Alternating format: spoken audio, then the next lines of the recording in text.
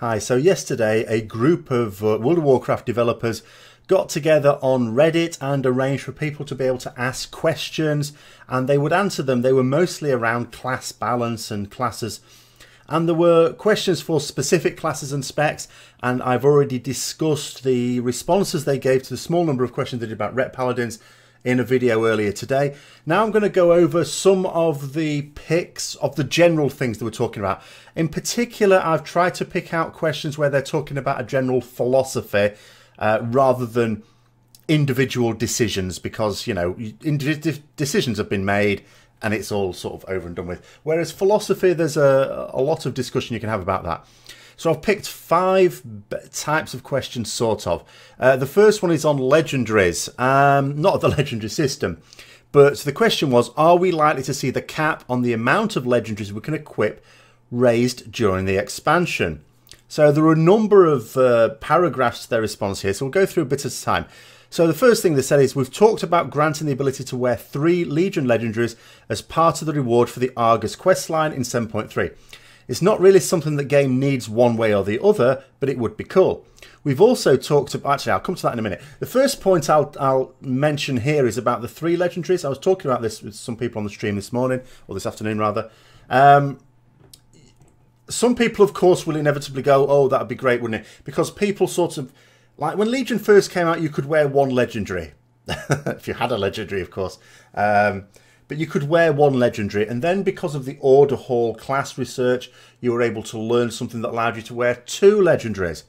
And so I think people from there thought it was a natural extension that at some point during the expansion, and 7.3 Argus would make sense, that we'd be able to wear a 3rd legendary. But I think the way we have to think about it is, it was always the intention that we wear 2 legendaries. The fact that you could, by default it's 1 legendary, but you can get a 2nd with the Order Hall research. You were expected to have that Order Hall research in most people's cases before you got your 2nd legendary. And in fact, I had that before I even got my 1st legendary. So, you know, and that was an expectation. What I was saying earlier on today is there is a potential issue with just I mean, it sounds brilliant to just let us wear 3 at some point towards the end of the expansion. But you have to worry about, in a system that's designed to wear 2, you might get a combination of 3 where something becomes a bit broken. You know, there might be some, for some class or spec, I'm not saying for all of them, but for some class or spec, a particular combination of 3 might have an unexpectedly powerful effect on a character. And this obviously could create some imbalance, especially if it's not really spotted. I mean, you know, it's one thing to sort of say, well, you could just check out all the different combinations, but it might be applied to a particular situation. I mean, let's say you're doing a really difficult boss fight, the end of instance boss fight, something like that, and there's a particular combination that will allow you to beat a particular mechanic really easily. So you have to be a little bit careful with that. I'm not saying they couldn't do it, but you do have to be wary. It's not a simple case of, oh, if we get to wear 3 legendaries, then that's another legendary and it's 50% more powerful than 2 legendaries. As I say, you've got to think about they have a massive range of different effects. But anyway, the next point, which again, so many of their answers today, some of them were really interesting, and there are actually some interesting answers they've given to on this one that I'm going to go through. But some of the answers they gave were just ridiculous. It's almost as if they're treating us as if we're a bit simple. I mean, and this was the next one. It said, we also talked about, mostly jokingly, about removing the Legion legendary limit entirely in the weeks before 8.0 launch. In other words, right at the end of the expansion, everything's basically done. Oh, just have a few weeks with all your legendaries. And letting people go Wild West with them. Now, it says that's probably not going to happen due to power level reasons, as it would be very jarring when you level from 119 to 120 and suddenly all 12 plus of your legendaries you have equipped turn off. Now, here's the thing. I'm not saying we should just be able to wear all our legendaries. I'm not saying that at all. Okay? Even in the last few weeks. I think that would be a bit silly. I don't think we should do that. But if the reason for not doing it is that we get to wear these 12 plus legendaries and then at level 120 they're all turned off and it's too jarring to go from 119 to 120, what sort of stupid ass thinking is that? the way this is usually works, there have been powerful items in the past, including legendaries. And what do? All you have to do is basically, for each level you get above level 110, they reduce in power by 1/10. Up to the point where at 120 they're naturally worthless anyway. So it's like at 111, it's not, the effects is not actually as powerful than 110. 112, it gets a little bit less powerful, a little bit less, a little bit. So it's gradually becoming less powerful anyway. If you do that, you just scale it for the level, make it weaker as you go up. Obviously the stats stay the same, but the stats will naturally nerf themselves with higher stat budget items as you're leveling up to 120 anyway. So I can think of several reasons why we shouldn't just be allowed to wear all the legendaries. But that one, never mind bottom of the list, that reason is not even on the list. But anyway, just an aside. The next thing they said, which was interesting, says itemizing the equipment in a dungeon or raid is all about creating exciting moments and interesting choices. The spread of secondary stats on items, whether it is off set pieces or tier, creates valuable texture over time. We purposely give tier a fairly even spread of secondary stats. Yeah. All right. To ensure that if stat priorities shift from patch to patch, it won't fall out of usability. Putting the best stats on tier gear, this is a very interesting point, and definitely a very valid point. Putting the best stats on tier gear isn't viable for every class because many specs, oh god, I can't speak. Many specs have wildly different stat priorities. And we think the game of gear acquisition is more fun when the player has choices to make. Now, I agree with that philosophy. Remember what I said about this? I'm picking on responses that were about philosophy. The philosophy of that, I absolutely cannot fault. It is great to have choices. I remember back in vanilla, I think I was probably one of the few people in my guild that did this at least, is I didn't just go, oh, that piece is an upgrade over this.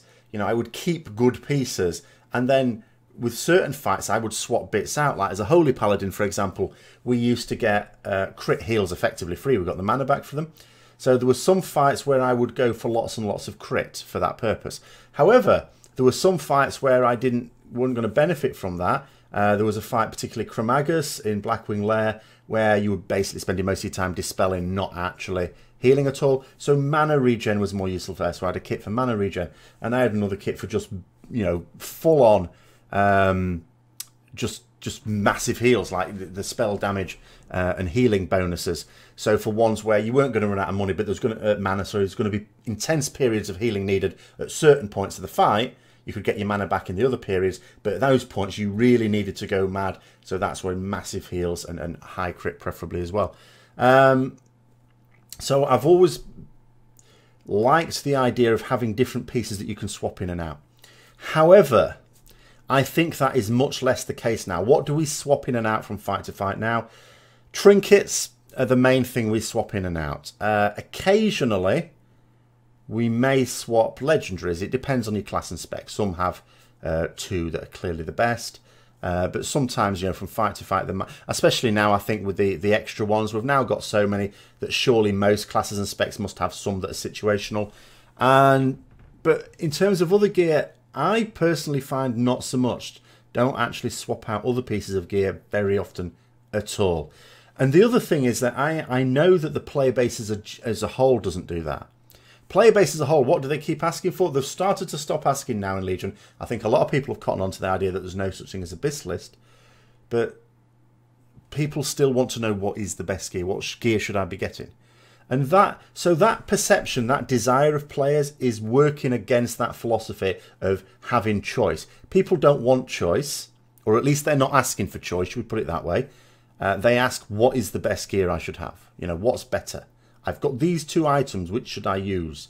So the philosophy I'm fully supportive of, I just don't think it works in practice.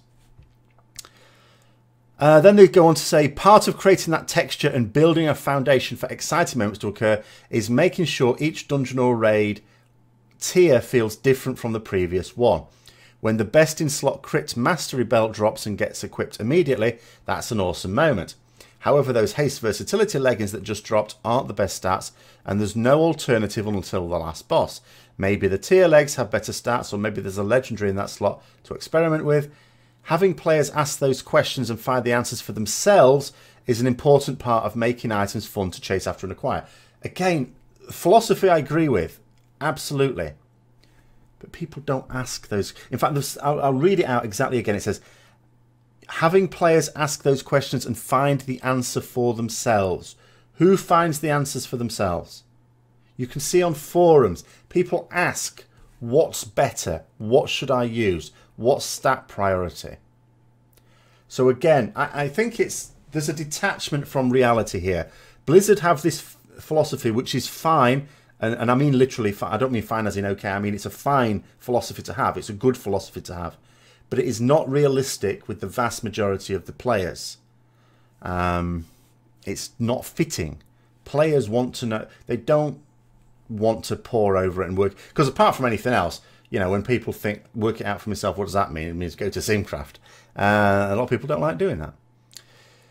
And another thing it said here, and this was a really interesting point to which I would actually have liked to have said something back to Blizzard. It says, thanks for the question, black shirt guy. I assume that's the person's name, not just a general term.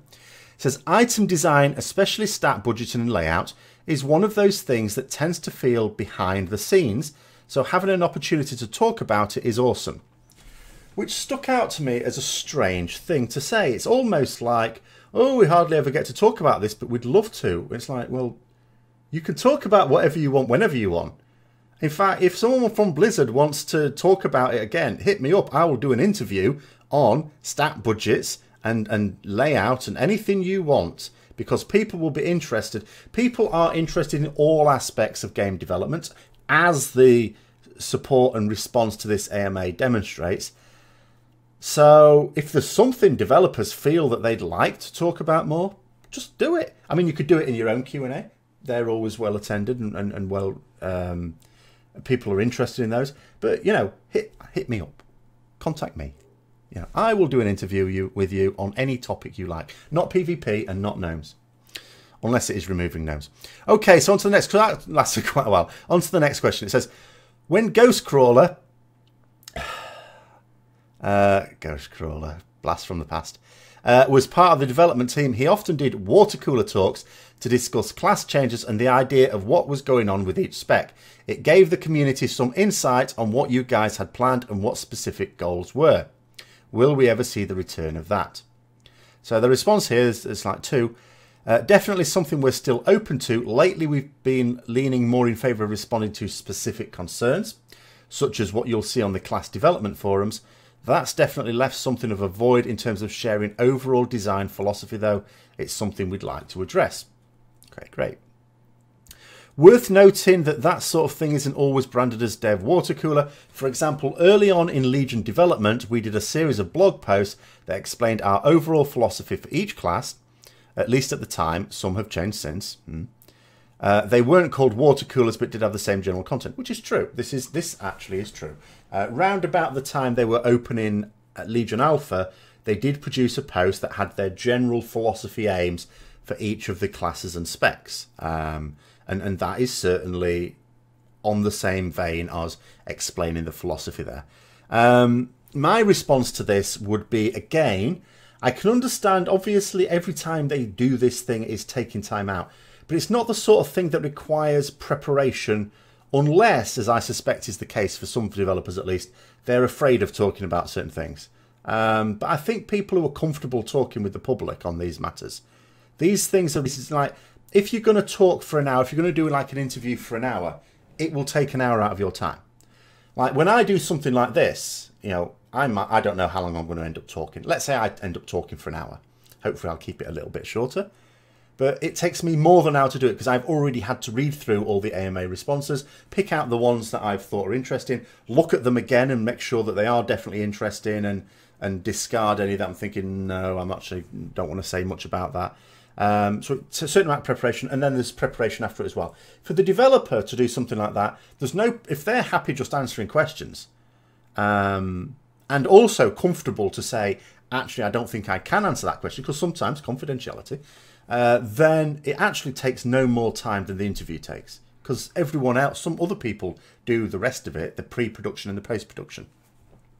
So if they've got the time to spend an hour just being interviewed, whether it's in-house or out of house, they should definitely do more of that. And it goes back to that earlier point I made there. Now then, this one was a surprise to me. An absolute surprise. I only read this quite recently, actually. This is one of the last things I got to. It says, is there any information you guys can drop here about any class tuning changes that might drop over the weekend or when Mythic Tomb launches on the 27th? So here's what I was thinking. Now, when it was announced that the patch was going to launch a week before Tomb opening, the raid opening, it wasn't expected. Well, it wasn't expected by me, that is. Some people expected it. But it made sense because it's like, well, the patch comes out with all the class changes. There's a week's worth of data, but it's in Nighthold. But there is a week's worth of data where they can look at class balance, things like that, and make changes, which they did. Last Friday, they made changes, which went live this reset. But it was for a previous raid. Obviously, there's tuning not just related to raids. There's PvP and there's Mythic Plus dungeons. But still, one key thing that the balance has to work for is the new raid tier. Well, that was only released this week. So I also expected, as usually happens, so normally in Heroic, people will have gone through that.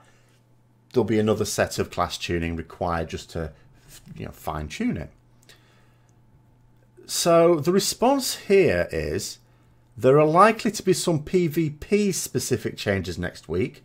Unsure yet if there will be any PvE focus tuning just as yet, as we're still compiling data from the first week of normal Heroic Tomb. I'm a little bit concerned by that, I have to say, because although I don't want them rushing at it, making knee-jerk decisions and getting it wrong, but equally, I am surprised that they don't have the time to do that when that is surely the most important thing to do in the normal Heroic week. Mythic is when you've got to get it right. Mythic is when there are top guilds, and I know, okay, they can swap to whatever classes seem best at the time, sure. But still, Mythic guilds are going in to Mythic next week. And here is another thing, because although those top guilds, those players can switch to whatever class and spec is going to do best for that guild, there is a trickle-down effect. When a lot of raid leaders, some raid leaders, of course, know what's going on. May come as a surprise, but I don't know why it should. There's a lot of raid leaders who don't, and they take their lead from the top guilds. So they get to a particular fight and look at the top guilds and says, oh, they only took 2 melee. So we'd better do, it's melee unfriendly, we'd better do that. Even though they're killing it over a month later, when things may have changed. But they don't look at that. They look, oh, Method only took this, or Method didn't take any of that class or spec, so it must be bad. Or even, none of the top 5 guilds took this class or spec, so it's obviously not suitable for that fight. So then someone gets benched just on that.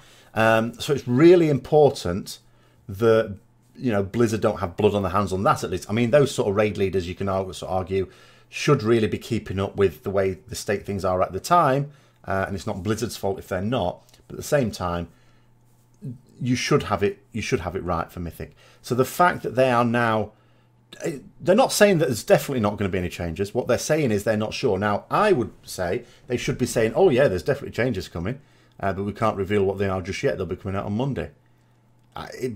You could knock me down with a feather when I read this to saying, actually, there might not be any changes at all. It's like, what? Really? Then it says, one thing that's worth noting, and this was a really interesting piece as well. One thing that's worth noting is that our general strategy towards class tuning in Legion, this is the real meat of this, what I was interested in, is much more ongoing than it has been in previous expansions. We've noted this. One thing I said at the start of Legion, and was completely wrong on this, was however we are at the start of Legion is pretty much how we're going to be throughout the expansion. Sure, they might tune certain abilities, tune some knobs. Sure, the set bonuses will change the way we play and they'll change set bonuses. But the actual core mechanics, the core abilities will not change because they generally don't. That has not been the case in Legion. They have absolutely been tinkering. They have been making changes, some big changes. Some changes that have caused people to suddenly not like the playstyle of a particular class. I mean, yes, okay, sometimes people have said they've not liked the playstyle because in actual fact what's happened is they've gone from the top of the meter to the bottom. But some people, you know, genuinely have, they liked a particular playstyle and that playstyle was no longer viable, so they've had to adopt another, didn't like that so much. But yeah, so they said, in other words, there's no longer a point where we consider tuning to be finished for a patch cycle, aside from maybe in the couple of weeks prior to another patch being released. We're constantly monitoring performance and making tuning changes where it makes sense. But my issue with that is you can get to a point where if something is out of whack and needs tuning, it can be too late for some players. Some players may just decide they've had enough and leave the game, or at least fall out of the content they enjoy doing, which might end up further down the line, leaving the game or something like that, stop enjoying it. That's my issue with that. They say it as if, oh, well, better late than never, or we'll get round to it at some point. You've got to remember these players here don't necessarily give you that much time, or not necessarily given that much time by their raid group or PvP group or whatever. Class balance has always been a very difficult topic to have a detailed and open discussion on, and it is, and that's why I'm not going to be too critical here, because for any game this is the key thing. Like any other aspect of the game, if you disagree with the way a developer goes, it's not necessarily a massive deal, but class balance is. Class balance absolutely is. So for many reasons, now it says here, this bit, I think you need to take with a pinch of salt. It says, nearly all players are heavily invested in the fortunes of one particular spec. Now, that is true, taken literally. But what they should have done is to qualify that statement. They didn't. So I'm going to qualify. I'm not putting words into their mouth. These are my own words. Not all players are heavily invested in the fortunes of that particular spec. And the reason is not just because they might play a different one. Let's say if they're a rogue, for example, you know how it is. Some people see themselves as a particular spec even when there's another one that does the same role. I always say a rogue is a rogue. You know, if you want to call yourself an assassination rogue, well, you're actually a rogue. If assassination's a load of rubbish and subtlety's the one to go for now, if you're a serious player, that is, if you're a casual player, do what you want. If you're a serious player, you should actually be switching to subtlety. So they may have just meant that, but that's not what I would mean. Here's what I would mean. There is one group of people who are heavily invested in all of the specs, not just their own. And that is raid leaders. Okay? It's not just enough for them to know that their own class and spec is going to be useful. Obviously, it needs to be useful. They're the one person who has to be in the raid. It's not going to get raid led from outside. But they need to know how the classes and specs are working. So that, in fact, the officer team in general. So when you're deciding on recruitment needs, you can decide, well, this class is really good. We ought to get another one. Or this class is actually not very good at all. We ought not to recruit someone unless they're outstanding. I mean, there's no class and spec you always say no to. I mean, for example, Mistweaver monks have not been stunning in Legion, but we have one simply because he was an outstanding player. So that sort of thing always covers it. But if you're if you're about average ability for the guild you're applying to, if it's in a much weaker spec, you're probably not going to get recruited. So raid leaders do need to invest themselves into that. They then go on to say, everyday experience with DPS balance is through the lens of a particular play group's experience, and that can vary wildly between groups. Again, I'm going to disagree here because a lot of people communicate on Discord or via forums or something like that. There is a lot of interclass discussion on things, especially in guilds.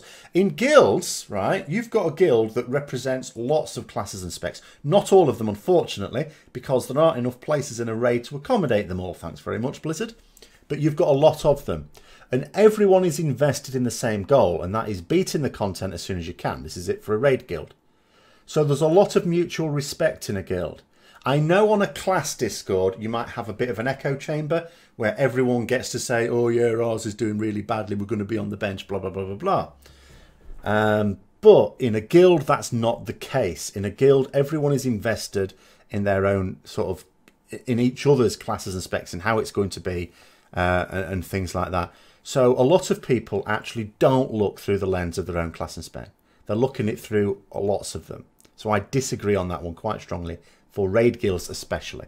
Of course, they may not just be talking, obviously not everyone's in a raid guild. It says, like arguing about what the climate trend is based on the weather on a given day.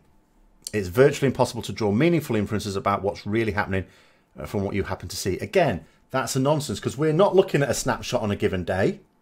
Again, false analogy. We're looking at how it's panning out as well. People who are interested in competing in like heroic progress, or especially mythic progress in the next tier, have absolutely been watching the overall trend of how it's been going. Because we understand, for example, if you looked at the logs when Tomb of Sargeras first came out, lots of people understand that you have to take that with a pinch of salt, because a lot of guilds, the top guilds, were doing split runs. Or I don't mean very, very top guilds, because they probably play their alts as well as their mains, and they'll be as geared as well.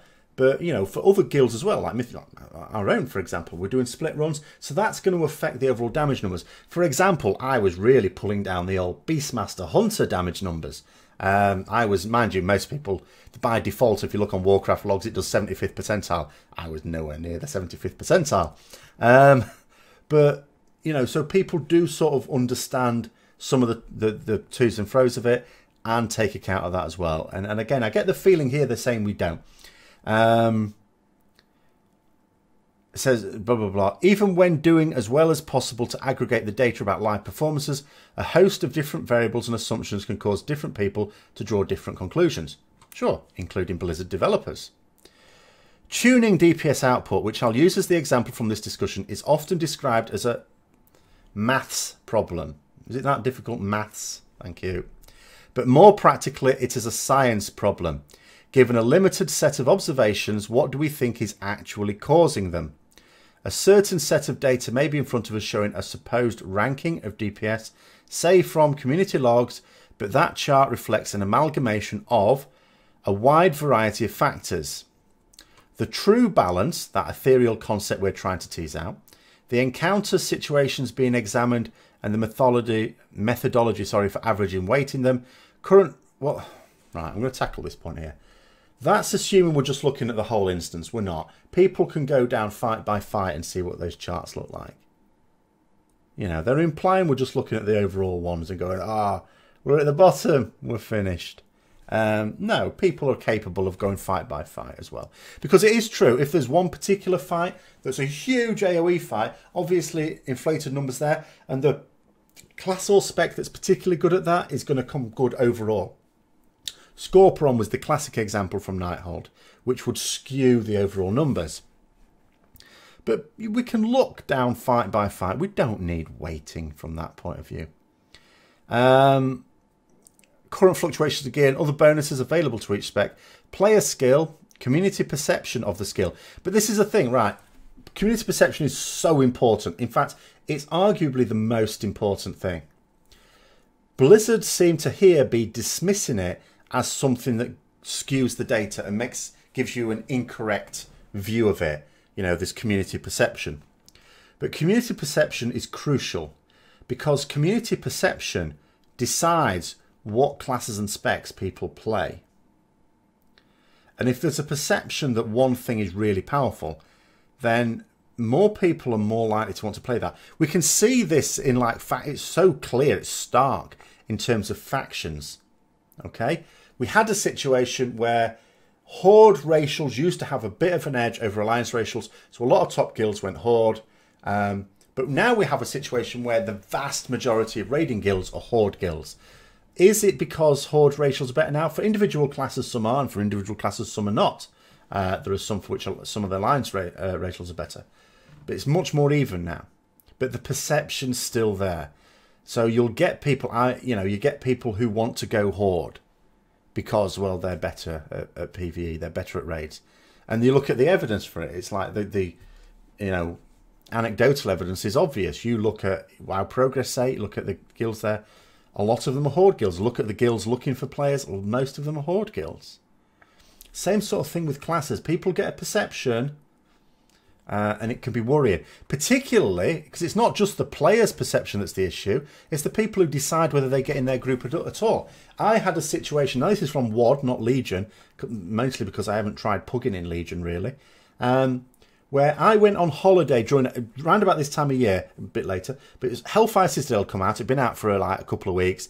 I had to go on holiday for a week. So when I came back, I'd missed our heroic run, so I wanted to do a heroic. So I wanted to do a pug. And to at least do the Archimon thing, so that you needed something to upgrade your legendary ring. And no, at the time actually, I just needed the bits to get the legendary ring. That's right, it was only like the third week. And couldn't get into one. I was a Retribution Paladin with way better gear than was been asked for. I had like 5, at the time 5 out of 13, whatever it was, mythic cleared. Trying to get into a heroic pug in the 3rd week or something. And it's like, or 4th week, I'd been on holiday, sorry. And I couldn't get in. Why? Because I was a Retribution Paladin. It's that simple. That perception snookered me. So perception is extremely important. It should not be dismissed at all. Anyway, sorry, I'm going on the list. Selection bias in what data is being used, examined, and others. Absolutely. Selection bias is a key problem. I understand. I've got a scientific train myself. But the problem is that Blizzard also apply selection bias. And that's an issue. The question is not who is doing the most DPS on this chart. Absolutely, you don't need to convince me of that. I've even done a video of why we shouldn't pay attention to that, which is of course obvious. But how would it look if any or all of the above factors were changed in certain ways? And that doesn't get into the element of the process that consists of design judgment. Who should be strong in what situations and why? What is the right time stroke method for a tuning change? Is a given problem big enough to be worth any disruption to the live games program at that? I think that's supposed to be, is a given problem big enough to be worth any disruption to the live game at this particular moment? What is the degree of certainty in our current conclusion and the probability that we're making an overcorrection? And again, this is what I was saying before. It's like, if they haven't had time to look through all the data, yeah, sure, we don't want them doing a knee-jerk reaction and making something actually even worse. They absolutely need to have made a proper decision when they do this tuning. But my view is they've had nearly 2 weeks of this patch being out now. And they should be much closer to the mark than they are. Because the thing is, mythic raiding guilds are not stupid. We are beating difficult content in a reasonable amount of time. We're getting our cutting edges. We're doing it in a reasonable amount of time. When these people are saying that the classes are not even... No one expects them to be perfectly balanced. That's just stupid. But there will always be some that you sort of want more of, and there's some that's like, we can do without you. But the difference should be small enough that a good player of a particular spec should be able to get in. And Blizzard will argue that is the case. I would argue that there are plenty, or not plenty, there's a few specs in classes where you have to be exceptional to be able to compete. Exceptional. And that shouldn't be the case. That really shouldn't be the case. So, yeah.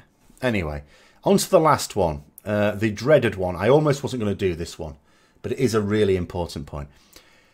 Class fantasy has been the major buzzword of this expansion so far. Never mind so far, it's going to be forever. Or at least for the rest of this expansion. For many people I've spoken to, it feels like that nebulous term refers to the dev team's fantasy for the class rather than that of a class's players. I would go further. I would say it's a nebulous term that refers to dropping the mic. It's what Blizzard developers do when they don't want to argue a point. It's like, you say, this ability is no good. They say, and they've done this in this very AMA, class fantasy, even when it's clearly not. I feel this disconnect between the player's fantasy and the devs' vision fantasy for classes responsible for a lot of the hostility and tension after class balance tuning rework passes. I would actually add something to that in a moment. Will you guys look at incorporating more player feedback moving forward to give players a greater sense of connection and ownership of their particular class or spec? If yes, what would that look like? Now, here's their response. I'll go through their response before I go through my closing comments. Class fantasy is certainly a subjective topic. Well, I wish you'd remember that more often. And we listen to as many players and developers as possible when carving out their unique identity. Inevitably, there will be differing opinions. There is an inherent risk in moving further in a particular direction with class fantasy for any spec because of this. But if we believe confidently in a vision for that spec that is unique, cathartic, resonant, and fits their design kit, we go for it. So what I would say to this one is, because I agree with this person, they're saying there's a disconnect between players fancying the dev's vision and it's responsible for a lot of hostility and tension. I think a lot of the hostility and tension is caused by the fact that Blizzard keep using this term. Blizzard should feel able to argue the case for a mechanic on its own terms. You should not be, when someone is saying to you, this mechanic actually is very bad, and I could, obviously, if I give specific examples, I'll be talking about Ret Paladins, so I'm not going to do that. I talked about that earlier. But if you're going to argue this mechanic is really bad, it creates this problem in raids or dungeons or whatever, if Blizzard, instead of arguing the points, the reasons for that particular mechanic, instead they just go, well, do you know what? It fits the class fantasy. It's like, if this is a game, fits the class fantasy, great, we like that. But it's a game, and it's a multiplayer game. We need an even playing pitch here. And we don't have that if you're just going to keep saying class fantasy. You can't do that. You've got to argue. Mechanics have to be argued on a technical level. That's what caused a lot of the hostility. It's Blizzard dropping the mic, going class fantasy. And they've done that right from the start. And then the final point they make is there any spec in particular where you believe we are not hitting the mark? I can think of one. But again, they can think, they know one anyway. People have talked about it in all of the individual classes ones anyway. But anyway, that's just my rambling views of some of the more important ones where they were talking about philosophy. Philosophy in general, of course, very much like class fantasy, is very subjective. So obviously I'll just finish this by saying everything I've discussed here is my opinion. And obviously I've discussed like Blizzard's opinion.